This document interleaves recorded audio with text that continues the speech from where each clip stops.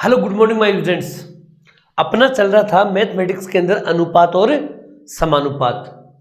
देखिए आज हमारा अनुपात समानुपात के अंदर जो वीडियो है उसके अंदर हम आज पढ़ेंगे धन का विभाजन।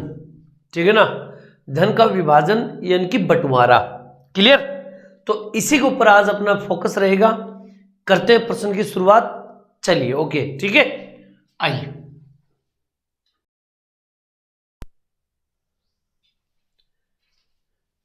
अब देखो बेटा जी, यहां पर मैंने दो क्वेश्चन दिए हैं, बात को समझ लो। 735 रुपए को ए बी सी में 2:3:4 के अनुपात में विभाजित किया जाता है, तो बताओ बी का हिस्सा क्या होगा। जब भी कभी ऐसे क्वेश्चन एग्जाम में आए, ठीक है ना, आप एक काम करना, हमें ये पता है कि यहां पर ए है, बी है और सी है। ए की वैल्यू 2 है, बी की वैल्यू 3 है और सी की वैल्यू 4 है। आप ये देखो कि ए बी सी की वैल्यू मेरे पास है। वैल्यू का मतलब ये हो गया कि ए को 2 रुपया मिलेगा, बी को 3 रुपया मिलेगा, सी को 4 रुपया मिलेगा। तो टोटल कितने रुपए मिले? आपने बोला 4 और 3 7, 7 और 2 9। अगर मेरे पास 9 रुपए हो, टोटल कितने रुपए हो? 9। 9 में से 2 रुपए ए को मिलेगा, 9 में से 3 रुपया बी को मिलेगा, 9 में से 4 रुपए सी को मिलेगा। लेकिन उसने तो ये बोला है कि टोटल 735 रुपया है, यानी कि टोटल 735 रुपया है। अगर 9 रुपए होते तो ये मिलता, अगर 735 होते तो क्या मिलता। इसका मतलब मैं कह सकता हूं कि सर इसका टोटल धन है 9, लेकिन रियल में टोटल धन है 735। तो एक काम करो, 735 में इस 9 का भाग दे दो और उससे गुणा करो जो फाइंड करना है, उससे गुणा करो जो फाइंड करना है। बी का हिस्सा क्या होगा? तो बी का हिस्सा कितना है? 3। 3 से गुणा कर दो, 3 3 9। क्लियर? अब 3 का भाग इसमें दे दो, 3 दूनी 6, 3 चौक 12, 3 पंजू 15, ये कट गया। इसका आंसर आ गया 245 रुपए। यही इसका आंसर है। आई होप कि पूरा सिंपल सा सवाल समझ में आ गया होगा। अब यहां देखो, सफेद अनुपात लाल। सफेद और लाल पत्थर में अनुपात 3 अनुपात कितना है? 5 है। सफेद पत्थर 3 है, लाल पत्थर 5 है। अगर मैं कह दूं कि टोटल पत्थर बताओ, तो 3 और 5 कितने हो गए? 8 पत्थर हो गए। कितने पत्थर हो गए? 8। मैंने कहा सफेद पत्थर 3 है, लाल पत्थर 5 है, 5 और 3 कितने हो गए? टोटल 8 पत्थर हो गए। कितने हो गए? 8। यदि लाल पत्थरों की संख्या 150 है, उसने बोला लाल पत्थरों की संख्या 150 है, लेकिन मेरे पास तो लाल पत्थर 5 है। अरे मेरे पास तो 5 है, उसने बोला 150 है। एक काम करो, 150 में भाग देंगे। अब गौर से सुनना मेरी बात को। 150 क्या है? लाल पत्थर है। हमारे पास लाल पत्थर कितने हैं? 5। तो इसमें 5 का भाग दे दो। सर आपने तो यहां 9 का भाग दिया था। अरे मेरे भाई, यहां पर टोटल था, ये टोटल धन था, तो टोटल में टोटल का भाग दो और लाल पत्थरों में लाल पत्थर का भाग दो। जो दे रखा है उसी के अनुपात का भाग देना है और गुणा उससे करना है जो फाइंड करना है। सफेद पत्थरों की संख्या क्या है? तो सफेद पत्थर अपने पास कितने हैं? 3 है, ये रहे। ठीक है ना, 5 3 15, 3 3 9 और 1 0 लगे 90। यही इसका राइट आंसर है। आई होप कि पूरी बात समझ में आ गई होगी आप लोगों के। ये चीज आप समझिएगा, ठीक है? कोई दिक्कत? आगे मैं स्टार्ट करूं, पहले इसको नोट कर लो फटाफट बेटा जी, कीजिए।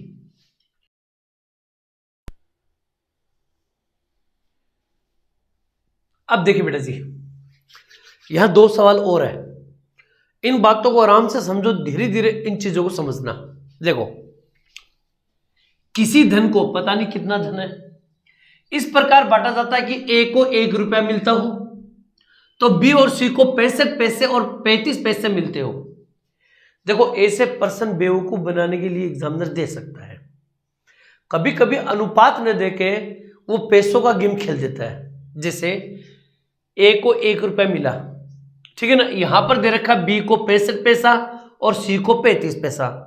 भाई जब ये बताओ, ये जब पैसों में है तो इसको भी पैसों में कन्वर्ट कर लो।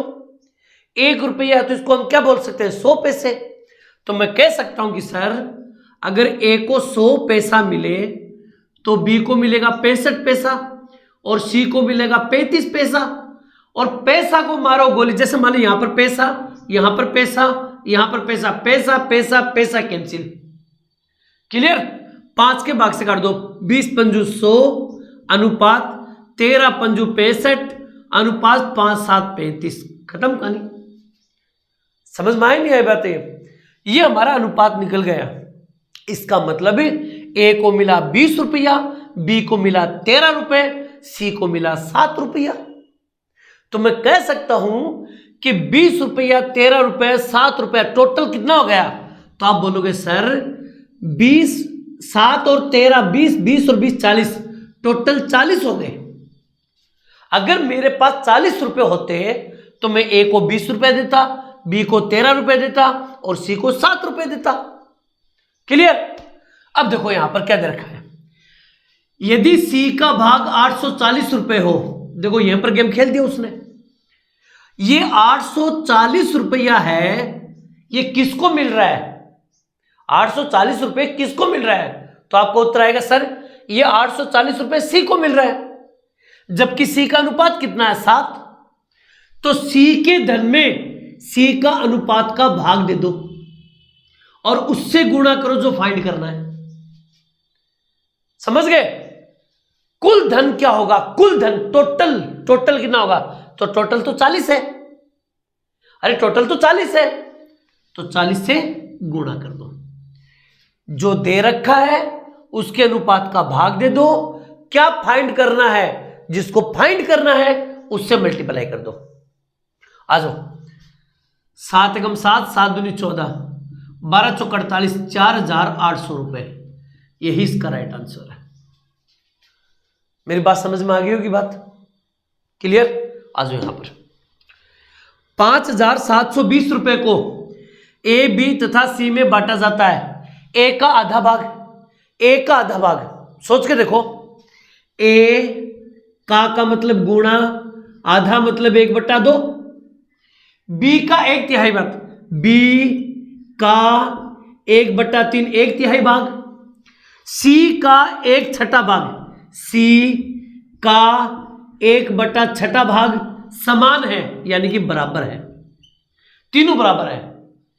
तो देखो मैं एक काम कर सकता हूं कि इसको a/2 बराबर बी एकम बी, b/3 बराबर सी एकम सी, c/6।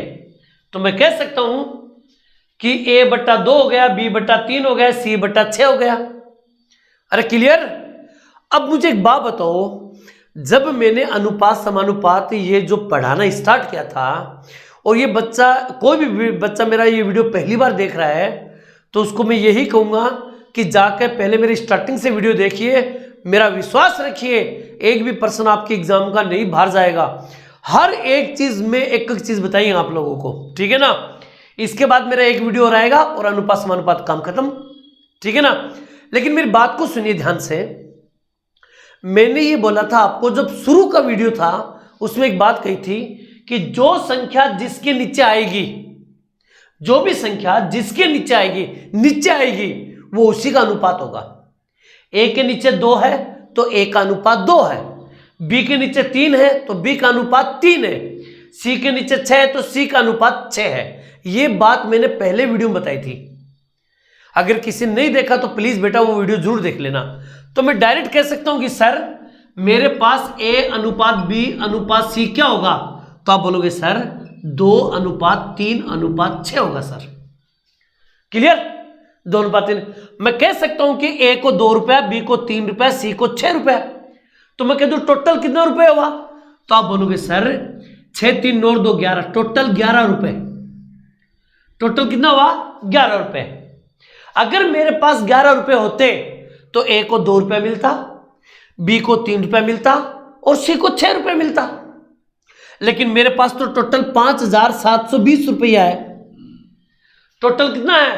5,720 रुपया है। तो एक काम करो, 5,720 में भाग दो, और आपको पता है ये टोटल है, तो टोटल का भाग दो 11, और उससे गुणा करो जो फाइंड करना है, उससे गुणा करो जो फाइंड करना है। आपने बोला सर ए का भाग क्या होगा, तो भाई ए का भाग तो 2 है, 2 से गुणा कर दो, खत्म कहानी। 11 पंजू 55, 11 दूनी 22 और 52 दूनी 104, यही इसका राइट आंसर है। मेरे हिसाब से पूरी कहानी समझ में आ गई होगी आप लोगों के, क्लियर? इसको नोट कीजिए, मैं आगे और बढ़ता हूं बेटा, ठीक है? कीजिए नोट।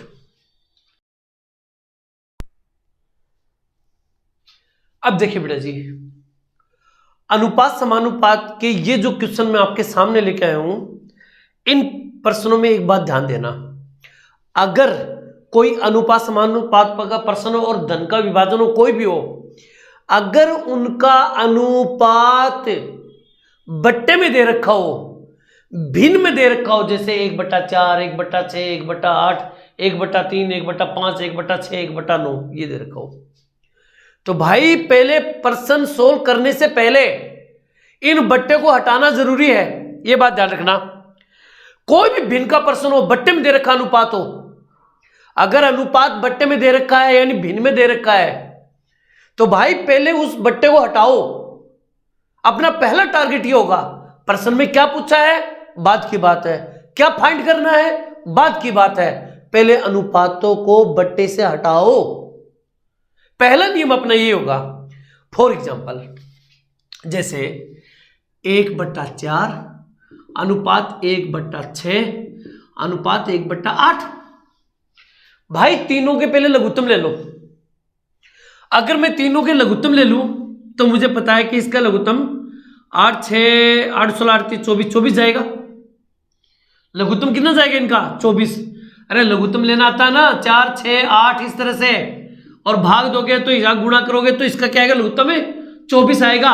अगर किसी को लघुत्तम लेना नहीं आता है तो इसके बाद मेरा आयु का चैप्टर शुरू होगा, और इसके बाद मेरा एचसीएफ एलसीएम का चैप्टर शुरू होगा, उसमें बता दूंगा, ठीक है ना? लेकिन फिलहाल देखो कि इसके लघुत्तम लेने, लघुत्तम कितना है? 24।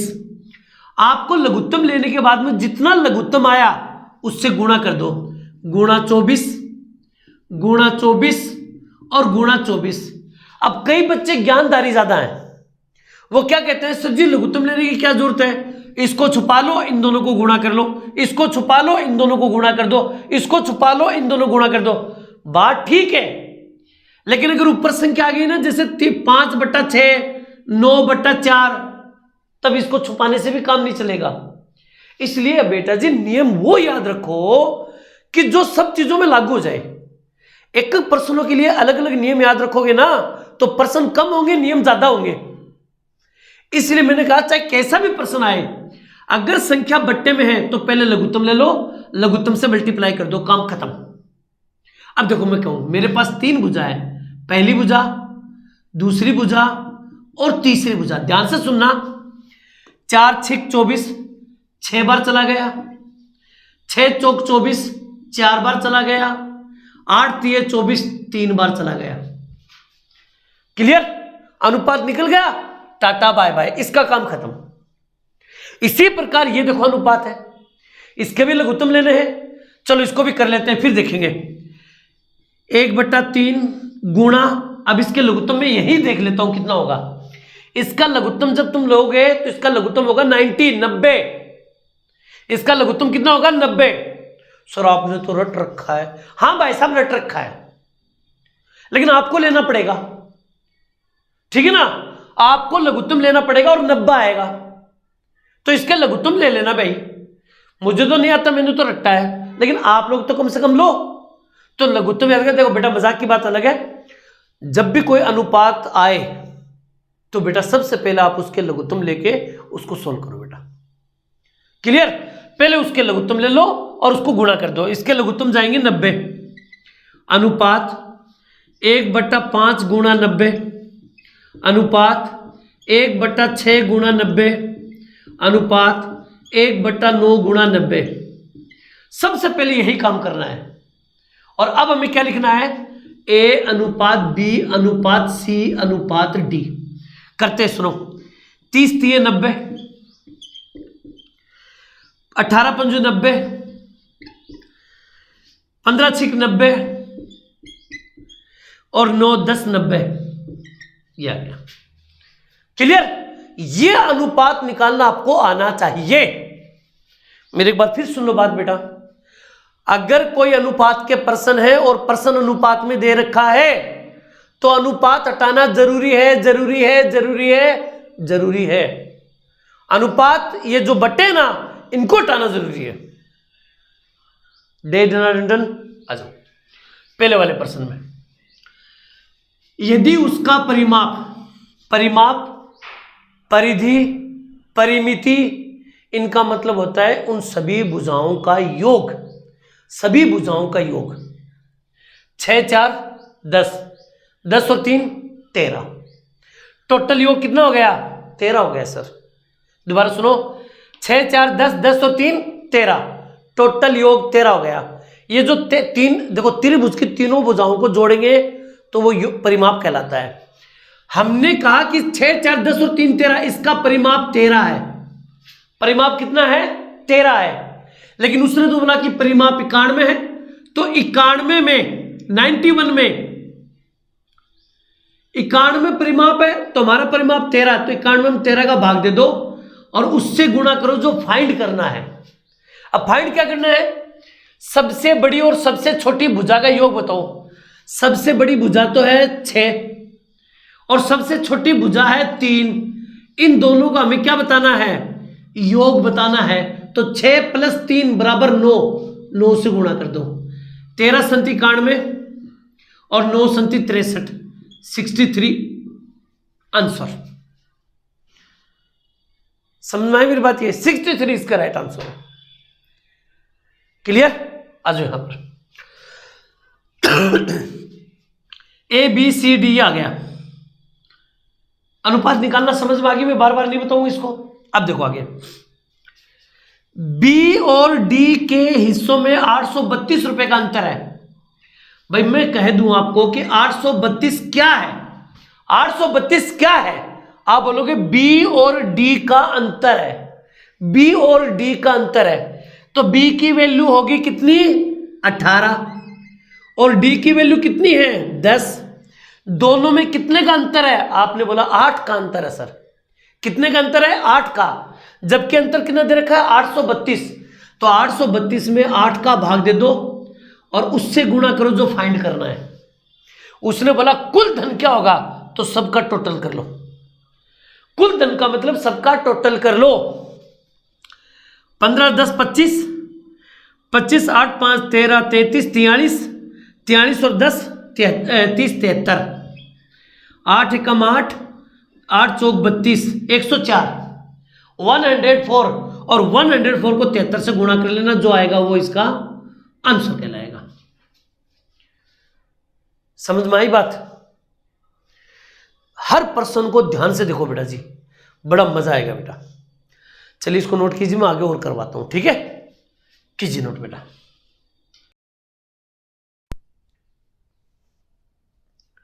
अब देखो बेटा जी, ये 2 प्रश्न थोड़ा सा ध्यान से देखना। हमें दे रखा है कि 5,600 रुपए को A B C में बांटा जाता है। यदि A को B से दुगना तथा B को C से तिगुना धन मिले तो बताओ A का भाग क्या होगा? देखो मेन कड़ी ये है, इस बात को आपको समझना है। क्लियर?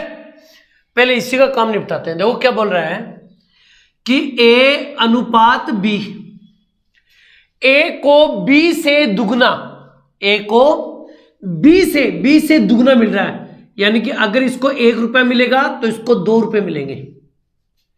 A को B से दुगना मिल रहा है, A को B से क्या मिल रहा है? दुगना मिल रहा है। B को C से, अब यहां पर देखो B अनुपात C, B को C से तिगुना मिल रहा है, B को C से तिगुना मिल रहा है, यानी कि इसको 1 मिल रहा है तो इसको 3 मिल रहा है। क्लियर? मैंने जब अनुपात समानुपात पढ़ाना स्टार्ट किया था तो उसका डे नंबर 2 दूसरा वीडियो जाके देखना, मैंने ऐसे अनुपात बताए थे आप लोगों को। फिर मैंने उसमें यह भी कहा था कि इसमें कॉमन कौन है? तो आप बोलोगे B कॉमन है, तो यहां पर आपको क्या करना है, इस b की वैल्यू को तो इससे गुणा करना है और इस b की वैल्यू को इससे गुणा करना है, जो कॉमन हो उसी की वैल्यू से गुणा करना है। क्लियर?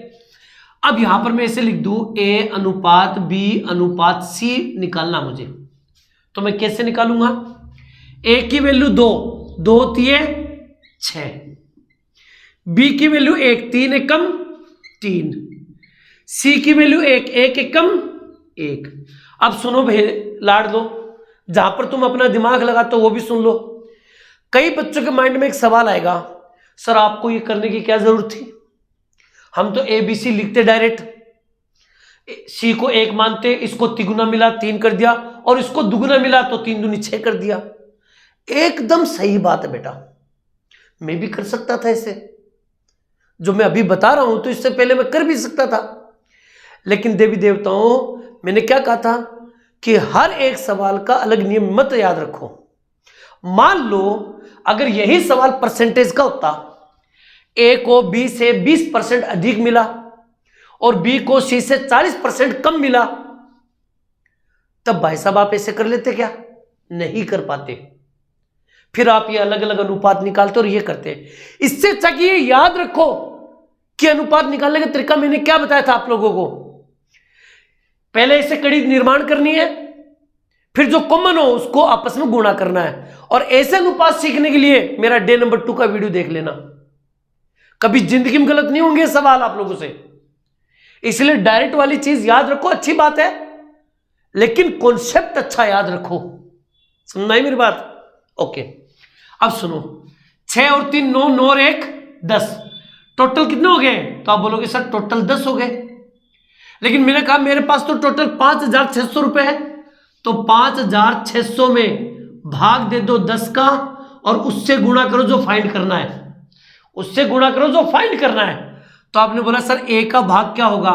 तो a का भाग तो 6 है, 6 से गुणा कर दो, 0 से 0 कैंसिल, 560 को 6 से गुणा कर देना, जो आएगा वो इसका क्या कहलाएगा?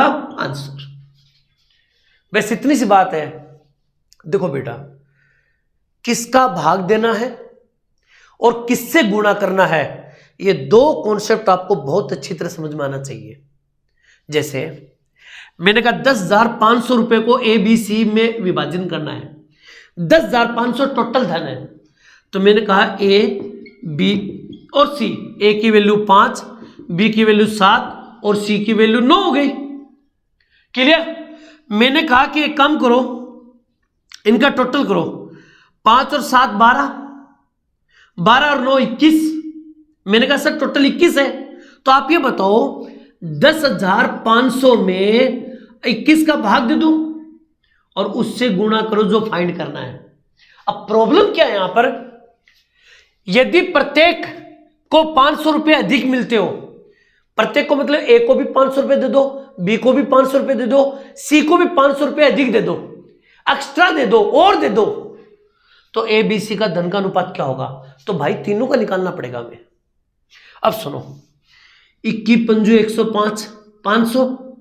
अगर मैं 500 को, ध्यान से सुनना, अगर मैं 500 को 5 से गुणा करूंगा तो ए का मान आएगा, अगर मैं 500 को 7 से गुणा करूंगा तो बी का मान आएगा, अगर मैं 500 को 9 से गुणा करूंगा तो सी का मान आएगा।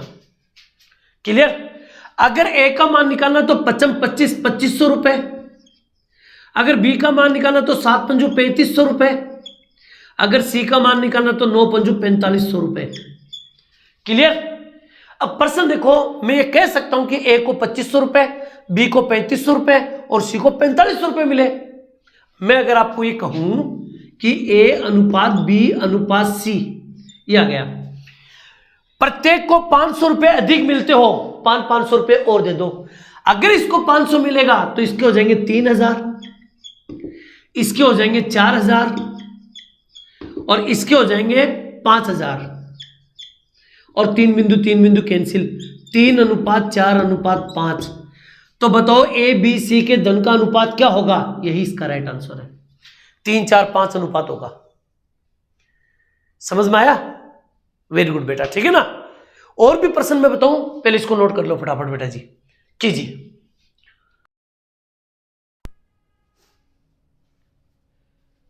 अब देखिए बेटा जी, अगर इस टाइप के क्वेश्चन आ जाए तो क्या करेंगे। देखो ध्यान से सुनना मेरी बात को, हर बात को अच्छी तरह समझने की कोशिश करना। ए बी सी में इस प्रकार बांटा जाता है कि ए को बी से, देखो मैं यहां पर एक काम बता देता हूं आपको, ए अनुपात बी अनुपात सी। अगर कोई संख्या अनुपात में हो, ए को बी से दुगना, 1:4, ठीक है ना, इस तरह का अगर परसेंट दे दिया, परसेंटेज में परसेंट दे दिया, तब तो आप इसका ना 100 मान के कर सकते हो। दुगुना तिगुना आ जाए तो आप 1 2 3 मान के कर सकते हो, कोई दिक्कत वाली बात नहीं है। लेकिन जब बात रुपए में आ जाती है, 80 रुपए अधिक मिले, 70 रुपए 80 रुपए अधिक मिले, तब बेटा जी आपको अक्स मानना पड़ेगा। अक्स मानना पड़ेगा कैसे? ए को बी से 70 रुपए अधिक मिले, ए को बी से 70 रुपए अधिक मिले, बी को सी से 80 रुपए अधिक मिले, तो एक काम करो, सी को मान लेते हैं अक्स रुपए मिले। सी को कितना मिला? अक्स। बी को सी से, इस बी को सी से 80 रुपए अधिक मिले, तो अक्स प्लस 80, ये बी की वैल्यू हो गई, ये सी की वैल्यू हो गई। ए को बी से 70 रुपए अधिक, ए को बी से 70 रुपए अधिक, ए को ने को इस बी से 70 रुपए अधिक, तो इसमें 70 रुपए और जोड़ दो, तो अक्स प्लस 150। ये किसका अनुपात आ गया? एक आ गया। याद रखना, जब रुपए की बात आए तो आपको अक्स मानना ही पड़ेगा बेटा। क्लियर? अब आ जाओ, सबका टोटल करो, अक्स अक्स अक्स 3 अक्स प्लस 150 और 80 230 बराबर, इनका टोटल 530 के बराबर होना चाहिए। 530 के बराबर होना चाहिए। 530 में से 230 घटा दो, इधर प्लस का तो इधर माइनस का हो जाएगा, तो बचेगा कितना? 300। 300 में 3 का भाग दे दो, तो अक्स का मान आ जाएगा 300/3, यानी कि अक्स का मान कितना आ जाएगा? 100 रुपए। लीजिए, अक्स का मान आ जाएगा 100 रुपए। अगले ने बोला कि इनके भागों का अनुपात क्या होगा, तो ये रहा ए, ये रहा बी और ये रहा सी। देखो मैं कैसे निकालता हूं अनुपात। ए की वैल्यू अक्स प्लस 150, अरे अक्स का मान 100 है, 100 प्लस 150 यानी कि 250 अनुपात। अक्स प्लस 80, अक्स का मान तो 100 है, यानी कि 100 प्लस 80 180, और सी का मान अक्स है, अक्स की वैल्यू 100 है, यानी कि सी का 100 रुपया। 0 0 0 कैंसिल, अनुपात हो जाएगा 25:18:10। यही इसका राइट आंसर है। क्लियर? अब आओ इसके ऊपर। 21,086 रुपए को ए बी सी में इस प्रकार बांटा जाता है कि प्रत्येक के भाग से, यानी कि ए के भाग से, बी के भाग से, सी के भाग से 26 रुपए, 28 रुपए, 32 रुपए। जब मान लीजिए 3 कैंडिडेट है, एक से लिया जा रहा 26 रुपए, एक से 28 रुपए, एक से 32 रुपए, तो तीनों का रुपए अगर मैं लूंगा तो टोटल कितने रुपए निकाल लिए मैंने? तो देखो 28 और 32 कितने हो गए? 50, सॉरी 30 30 60 70 80 86 रुपए हो गए। 86 रुपए, यानी कि 86 रुपए निकाल लेना है। मैंने कहा सर टोटल धन इतना है, 21,086 है, इसमें से 86 रुपए निकाल लो। तो 21,086 में से 86 निकालोगे तो 21,000 रुपए बचेंगे। क्लियर? 21,000 रुपए बच गए। इस 21,000 रुपए में से, इस 21,000 रुपए में से ए को, बी को और सी को, इस 21,000 रुपए में से देखो क्या देना है, कर दिया जाए तो उनके भागों का अनुपात इतना हो जाता है। यानी कि अगर कम कर दिया जाए फिर उसके जो भाग है, ए का 9 हो जाएगा, बी का 13 हो जाएगा और सी का 8 हो जाएगा। समझ में आई मेरी बात? ये इसमें से 86 रुपए कम कर दिया, ये बच गया, और जब मैं इसको ए बी सी में बांटूंगा तो ये अनुपात होगा। तो इसका टोटल कर लो, 13 और 9 22, 22 और 8 30, 30 रुपए हो गए टोटल 30। 21,000 में 30 का भाग दे दो, 21,000 में 30 का भाग दे दो और उससे गुणा करो जो फाइंड करना है। ए का भाग क्या था? तो ए का भाग था 9। लेकिन सुनो देवताओं, ए का 9 भाग तो मिला, लेकिन ये 9 कब मिला? जब 26 रुपए कम कर दिए जाए तो ये 26 रुपए वापस जोड़ दो उसमें, प्लस 26 रुपए, ये था टोटल ए का भाग। अरे 21,000 में से ए को कितना मिला, 9 रुपए, तो 9 से गुणा कर दिया, प्लस 26 रुपए पहले उसमें कम भी कर दिए, तो वापस 26 रुपए भी दे दो इसको, तो टोटल ए का मान आ जाएगा। चलो करते हैं, 0 0 कैंसिल, 3 7 21, 7 9 63 और प्लस 26, इसका उत्तर आएगा 63 26, यही इसका राइट आंसर है। समझ में आई मेरी बात? ये और भी बेहतर समझ में आएगा बेटा। एक लास्ट क्वेश्चन बता दूं, उसके बाद इस डे की कहानी खत्म। पहले इसको नोट कर लो फटाफट बेटा जी, कीजिए बेटा।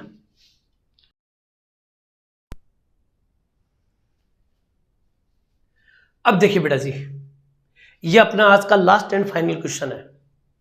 मैंने एक बार पहले भी कहा था और मैं आपको अब भी कह रहा हूं, जब भी क्वेश्चन को पढ़ो और पढ़ने के बाद में आपको अगर ऐसा लगता है कि यार इस पर्सन में तो अनुपात बट्टे में है, देखो ए को कुल धन का 3/16 भाग बट्टे में आ गया।